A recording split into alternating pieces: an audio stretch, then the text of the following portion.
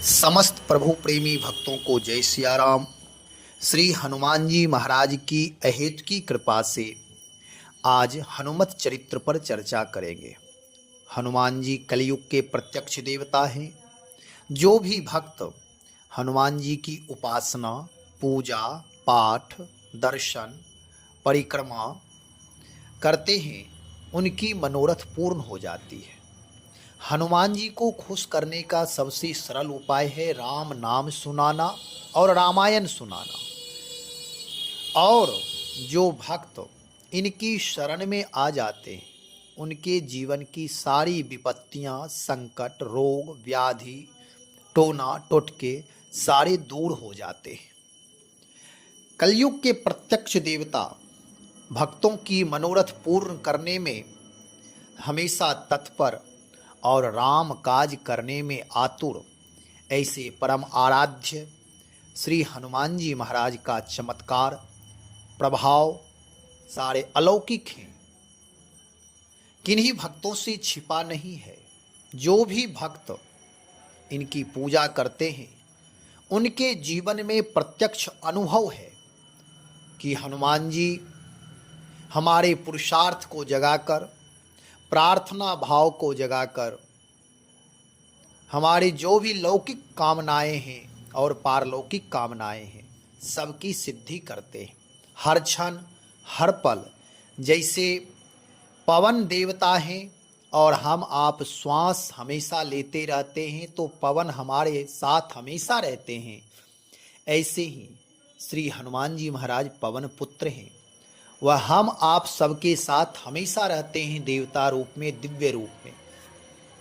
तो यहाँ प्रसंग एक रामचरितमानस किष्किंधा कांड से प्रारंभ होता है। जब जानकी जी का पता लगाना है तो वानरी सेना चलती है और वानरी सेना समुद्र किनारे जाकर के असंभव अपने आप को निश्चय करती है कि अब मैं से जानकी जी का पता नहीं लगा सकता। जानकी जी कहाँ हैं, कैसे हैं, यह संभव नहीं है। परंतु उसी क्षण संपाति का दर्शन होता है और संपाति रास्ता बताते, उपाय बताते हैं कि आप लोग अधीर नहीं हो, आप राम भक्त हो और राम भक्त कभी अधीर नहीं होता है।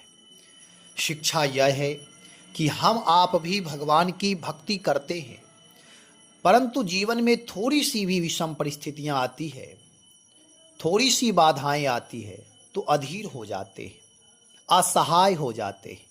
भगवान से, अपने इष्टों से, अपने आराध्य देव से हमारी निष्ठा, श्रद्धा, विश्वास कम होने लगती है।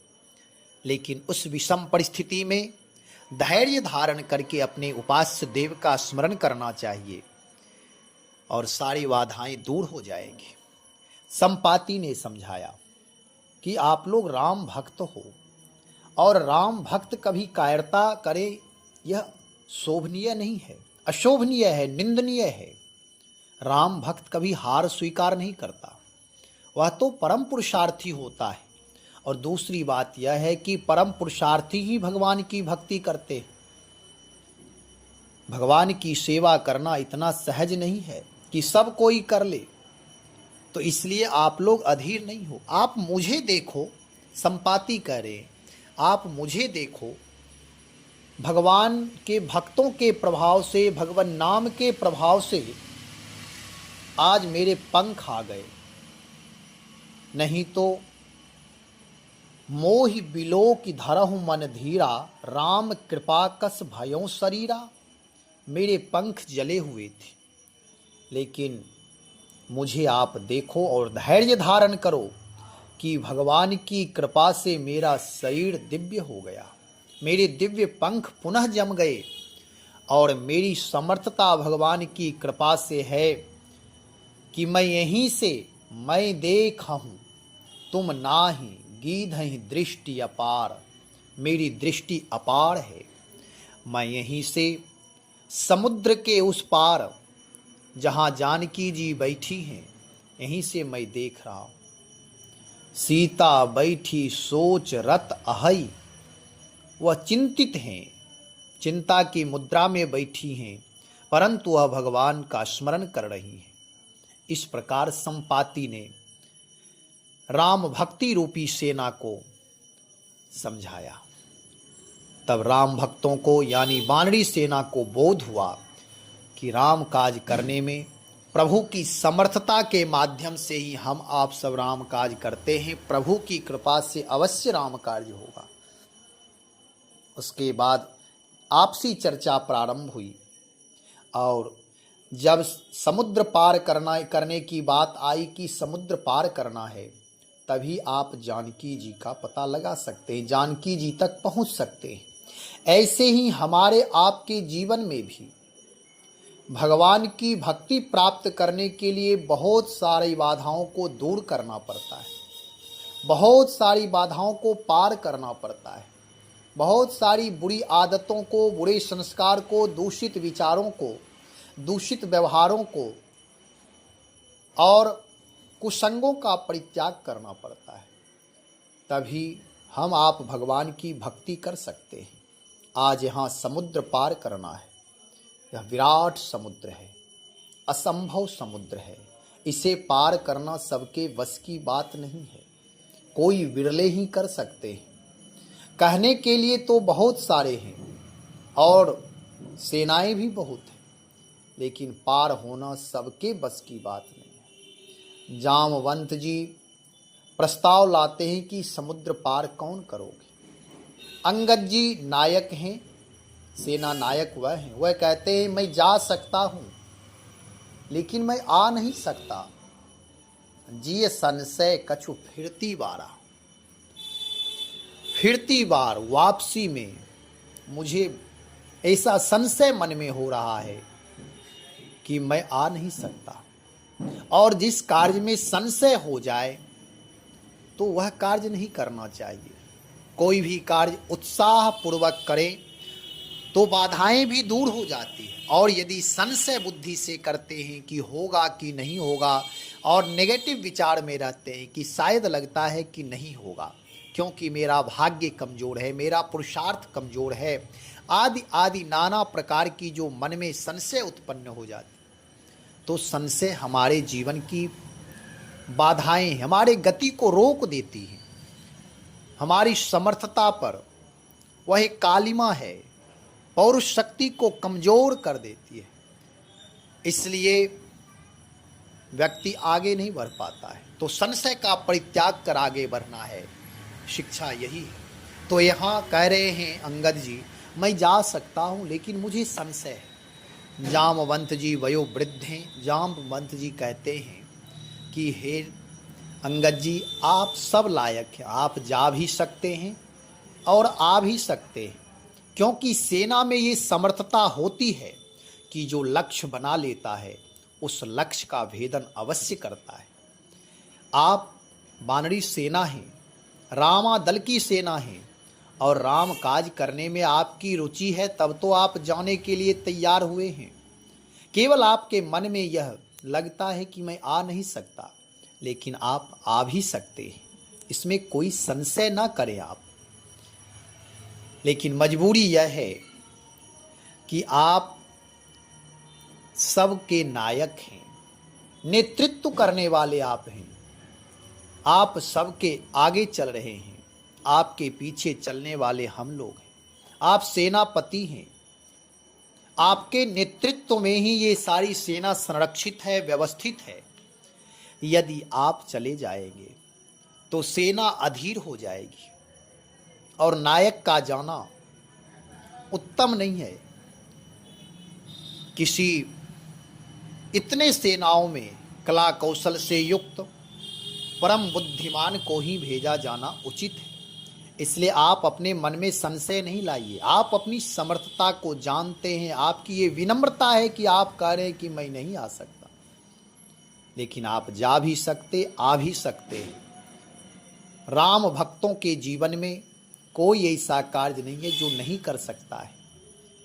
इसलिए आपको भेजना या आपका जाना उचित नहीं है, इसलिए आप ना जाएं। पुनः श्री जामवंत जी की दृष्टि हनुमान जी के ऊपर पड़ती है और अभी तक हनुमान जी चुप हैं। वह राम नाम का स्मरण कर रहे हैं, चिंतन मनन कर रहे हैं, जप कर रहे हैं। और राम नाम का जप कर रहे हैं तो श्री जामवंत जी कहते हैं, कहहि रिछपति सुनु हनुमाना, काचुप साधि रहेहु बलवाना। ऋषपति श्री जामवंत जी कह रहे हैं, हे हनुमान, आप मेरी बात सुनिए। का चुप साधी, आप क्यों चुप साधे हुए हैं? आप बलवान हैं, बलवान होते हुए भी आप चुप साधे हुए हैं। और अभी परम पुरुषार्थ का काम है, राम काज करना है, अपार समुद्र को पार करना है, भक्ति का पता लगाना है, यानी भक्ति नाम जानकी जी का पता लगाना है, जानकी जी का दर्शन करना है, जानकी जी की सुधि लेनी है। और पुनः वह समाचार, वह संदेश भगवान राम को सुनाना है। यह कार्य कौन करेगा? कोई बलवान ही कर सकता है। क्या और कोई बलवान नहीं थे? वानरी सेना में सब बलवान ही थे, सब पर राम की कृपा है, लेकिन हनुमान उन सब में अलौकिक हैं। जामवंत जी कह रहे हैं, आप मेरी बात सुनिए। अभी तक हनुमान जी सुन तो रहे थे लेकिन मौन थे। कारण कि जब कोई बात हो, जब पूछा जाए तभी बोलना चाहिए।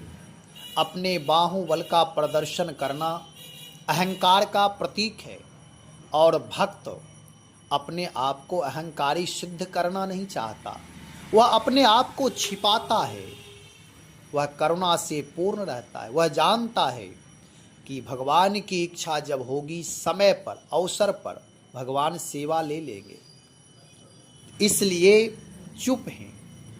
लेकिन मनुष्य में, सामान्य भक्तों में यह होता है कि थोड़ा भी यदि कोई वैशिष्टता है तो वह बार बार उसे पारदर्शित करता है, दिखाना चाहता है, लोगों चाहता है कि देखने से लोग सम्मान करेंगे, और इस छाया में वह सम्मान बटोरना चाहता है कि मेरी वैशिष्टता ये है। और परम वैशिष्ट श्री हनुमान जी महाराज चुप साधे हुए, कुछ नहीं बोल रहे हैं, मौन हैं और राम नाम का स्मरण कर रहे हैं। वह जानते हैं कि राम काज करने के लिए राम नाम का आश्रय लेना ही पड़ेगा, और राम नाम के आश्रय बिना, राम नाम जप किए बिना कोई राम काज नहीं कर सकता है। हाँ, सांसारिक कार्यों में लोग कह सकते हैं कि राम नाम का जप करना कोई अनिवार्य नहीं है, मैं अपने पुरुषार्थ से कर सकता हूँ, ठीक है। लेकिन अध्यात्म मार्ग में, प्रकृति की सेवा में, भक्ति प्राप्ति में, भगवान राम की प्रसन्नता के लिए राम नाम जप करना ही पड़ेगा। जब राम नाम जप करके शक्ति प्राप्त कर लेंगे, उसके बाद ही हम समुद्र पार कर सकते हैं। ऐसे ही हमारे जीवन में बहुत सारी बाधाएं हैं, बहुत सारी बुराइयां हैं, दूषित संस्कार हैं और दूषित प्रारब्ध है यदि, तो इन सब को, कामादि विकार हैं, मन चंचल है, वैचारिक दूषण है, व्यवहारिक दूषण है, दृष्टि मलिन है, वाणी मलिन है, तो इसके लिए राम नाम जप का जब सहारा लेंगे तो भगवान की कृपा से, नाम महाराज की कृपा से हमारे दूषण समाप्त होंगे, बुराइयां दूर होंगे। उसके बाद ही हम आप भी इस भव सागर को पार कर पाएंगे। तो श्री हनुमान जी महाराज से कहते हैं कि आप मेरी बात सुनिए। और हनुमान जी महाराज कहते हैं, सरकार आदेश हो, आप बताएं मुझे क्या करना है। का चुप साधे रहो बलवाना, हे बलवान आप चुप क्यों साधे हो?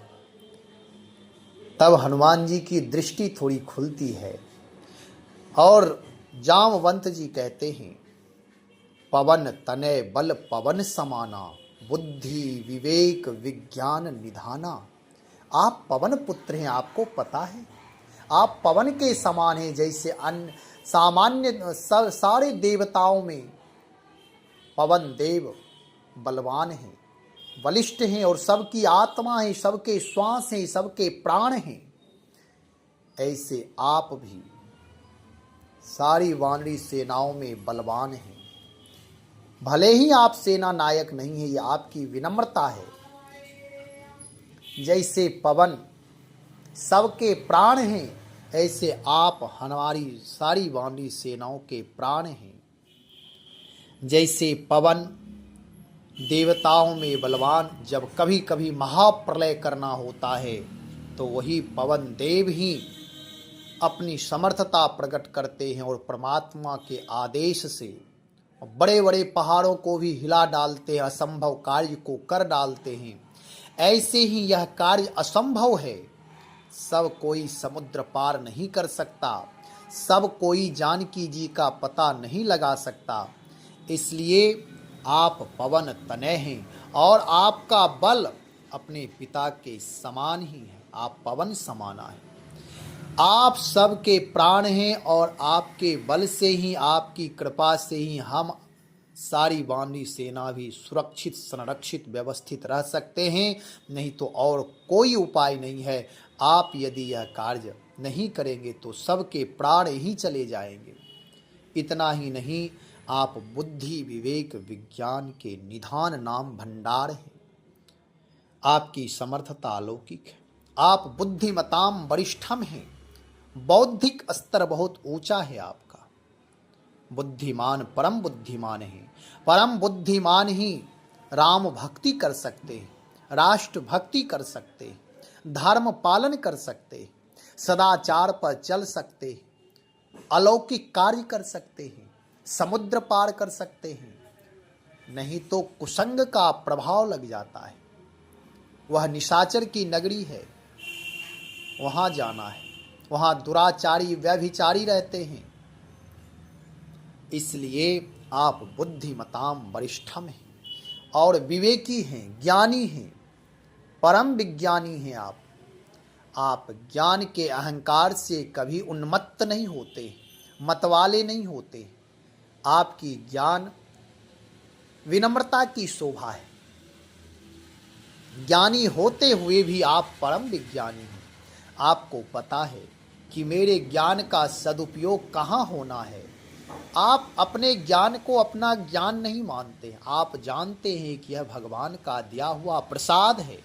आप अपनी बुद्धि को, अपने आप को आप बुद्धिमान साबित करना नहीं चाहते हैं। आप जानते यह प्रभु की कृपा से प्राप्त हुआ है।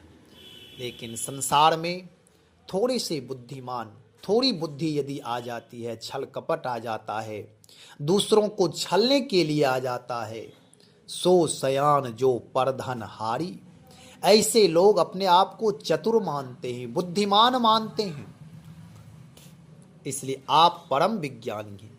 आप अपने ज्ञान का सदुपयोग करना जानते हैं कि राष्ट्र की सेवा में, राम काज करने में, धर्म कार्य करने में, परोपकार करने में, दूसरों का सहयोग करने में, अपने स्वामी की सेवा करने में मुझे ज्ञान का सदुपयोग करना है। इसलिए आप परम विज्ञानी हैं। आपकी वैज्ञानिकता इतनी है कि आप राक्षसों के बीच जा सकते हैं और श्री जानकी जी का पता लगा सकते हैं। इसलिए आप परम विज्ञानी हैं। आप भंडार हैं, बुद्धि, विवेक, विज्ञान, निधाना, इन सबके भंडार हैं।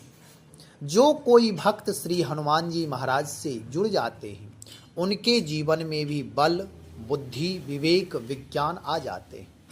जामवंत जी कह रहे हैं, हे हनुमान जी, कवन सो काज कठिन जग माही, जो नहीं होई तात तुम पाही। हे तात, कौन ऐसा कार्य इस जगत में है जो आप नहीं कर सकते हैं? यानी आप सारे कार्य कर सकते हैं, कोई कार्य में कठिनाई नहीं है। कठिन से कठिन कार्य भी आप कर सकते हैं। आपके पौरुष शक्ति में यह पुरुषार्थ है, क्योंकि आपके हृदय में प्रार्थना है, भगवान राम की शरणागति है और राम काज करने में आतुरता है, निष्ठा है, विश्वास है।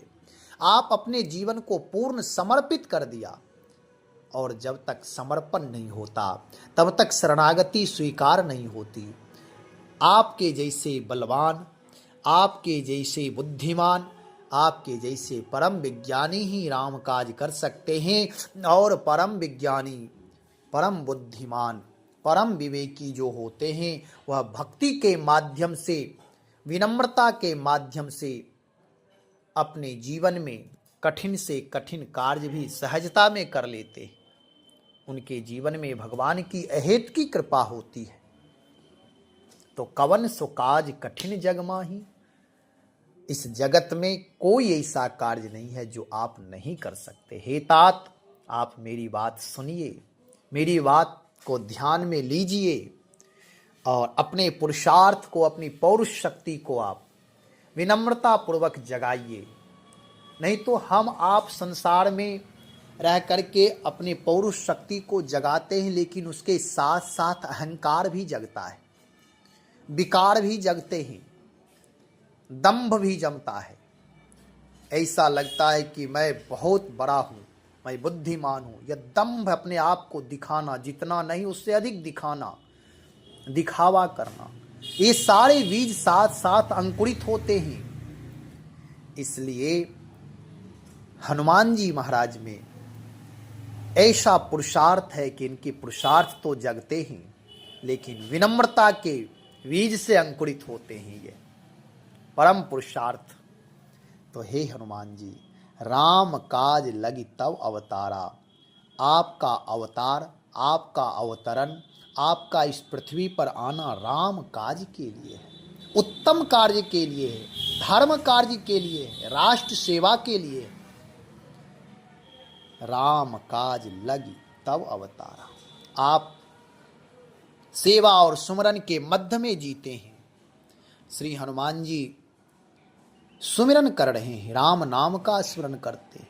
सच बात यह है कि राम नाम के प्रताप से ही, सुमिरन से ही सेवा की उदात्त भावना जगती है और सेवा से ही हमारे दिव्य संस्कार बनते हैं। इसलिए हनुमान जी सुमिरन में तत्पर हैं कि सुमिरन से सेवा करने की योग्यता प्राप्त करके ही सेवा किया जा सकता है। जो ऐसे सेवा करते हैं उनकी क्षणिक सेवा होती है। यदि थोड़ी सी सेवा कर दी तो फिर कभी उलाहना भी दे सकते हैं, अपने आप को दिखा सकते हैं कि मैंने सेवा की है। लेकिन जो सुमिरन के द्वारा हृदय शुद्ध होने के बाद जब सेवा की भावना जागृत होती है तो वह सेवा के माध्यम से भगवत प्राप्ति होती है। सच्ची सेवा वही होती है, चाहे वह राष्ट्र सेवा हो, समाज सेवा हो, व्यक्ति की सेवा हो या व्यक्ति से लेकर समष्टि की सेवा हो। जब हमारा हृदय निर्मल हो जाता है, अहंकार समाप्त हो जाता है, दूषित संस्कार समाप्त हो जाते हैं, तब जो विचार जगते हैं, तब जो सेवा की भावना जगती है वह उदात्त भावना होती है।